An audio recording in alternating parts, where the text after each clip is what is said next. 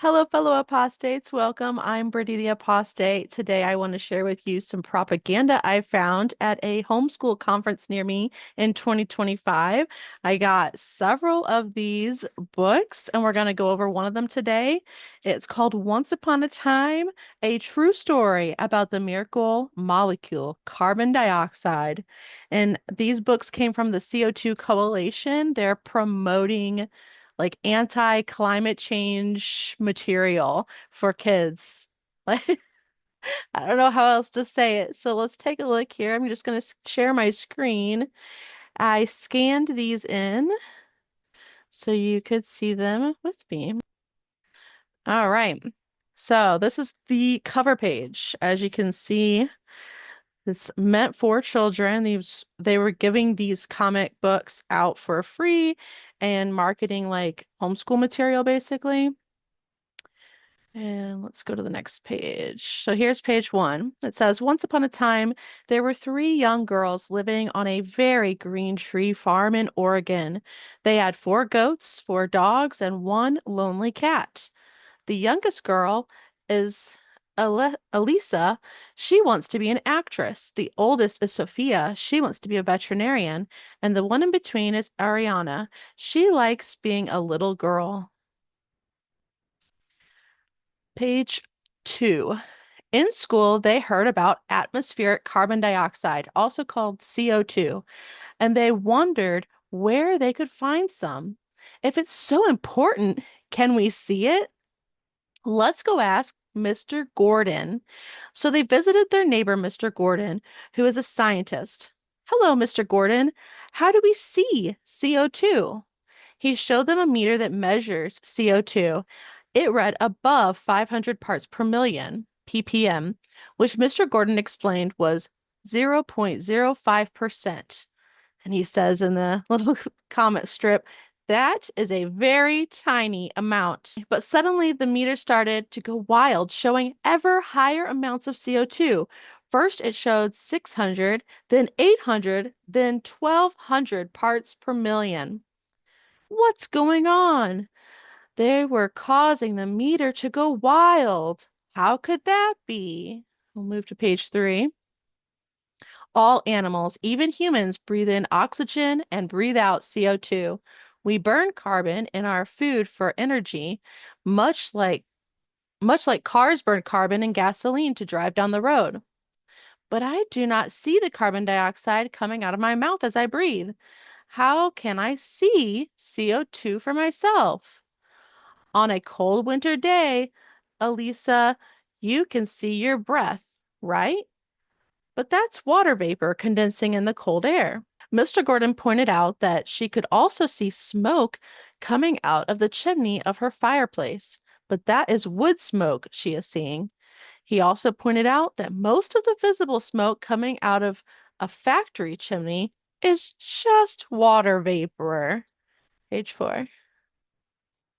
Carbon dioxide is invisible. We can't see it or smell it or taste it. So then, how could we ever see it? Sophia, you can go out to the grocery store and buy some. How can I buy something that's invisible? Frozen carbon dioxide is not invisible. You should purchase some. But what is frozen carbon dioxide called? It is very, very cold, so you should look for it in a big styrofoam ice chest. Dry ice. Yes, that's correct. Page five. But why is carbon dioxide so important? It helps plants grow. Everything green in our very green world owes its existence to carbon dioxide. And every person and every animal, including your four dogs, four goats, and one lonely cat, are built from the carbon dioxide and CO₂, which we get from eating vegetables and meat. There's some animals. Page six. How much CO₂ do we need? Is less better than what we have now, or is more better? I wonder what he's going to say. That's a great question. More CO₂ would make plants grow better than they do now. Let's look outside and have you tell me What would be missing if there were no CO2? They say, oh, the green plants. Page 7. Oh, more than that. The barn would be gone because it is made of wood derived from CO2. The 4 dogs, 4 goats, and 1 lonely cat would be gone because they are made from CO2. And yes, you three and I also would be gone because we depend on CO2. Just a little fear-mongering there. Okay. Invisible CO2 is vital to all life on the planet, even to earthworms, spiders, birds, and little girls. Page 8. This is what our poor Earth would look like if there were no CO2 in our atmosphere. Just a blank desert area. Page 9. With CO2. Oh, it's just blossoming. Beautiful. Kind of a strange assortment of animals. I'm not sure how what is that, a toucan? I'm not sure how that got there. Okay. Page 10. This comic book and the CO2 Learning Center were created by a distinguished panel of experts on the CO2 Coalition's Education Committee. Along with the CO2 Coalition staff, the panel comprises these volunteers, and then they list some volunteers and all of their like special jobs because they're super smart people, so we should trust them. Some of them are members of the U.S. National Academy of Sciences. Honestly, it's just scarier that that's their job. Oh, here's the old guy. What's his name? Mr. Gordon. And he's gonna feed the cat. It says, I'm Simon, the solar powered cat. Join me in Comic CO2. Which, do I have that one? Comic CO2? Let's see. I took all of the ones that are free. I do. I have Simon the solar powered cat. So if you want to hear Simon the solar powered cat and see at what point they twist the story somehow so that we know climate change isn't real, stay tuned for the next one. Let's see what's next.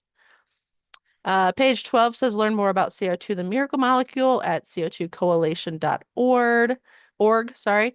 We love CO2 and so should you. Page 13. Let me just read through this while we're in here. Well thought out, interesting, and informative. So I guess here's what they say that their program offers.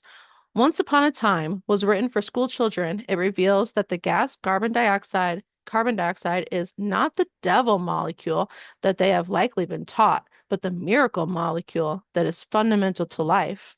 The story is told through the adventures of 3 young girls, Sophia, Ariana, and Elisa, who live on a tree farm in Oregon with 4 dogs, 4 goats, and 1 lonely cat, and apparently a toucan.